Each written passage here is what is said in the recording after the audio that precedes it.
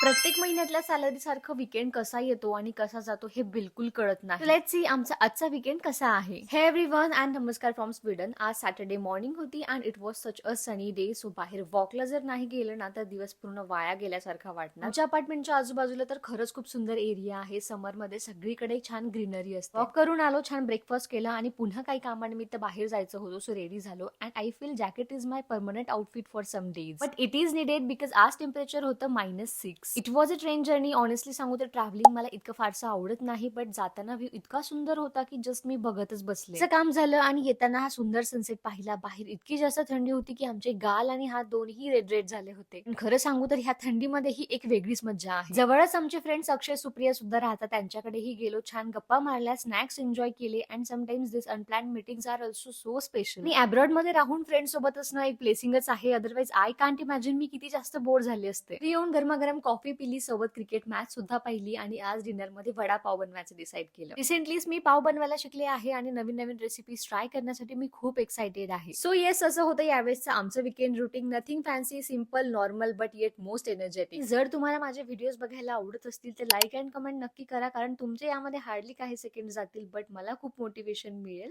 And please follow me if you don't. चलो bye.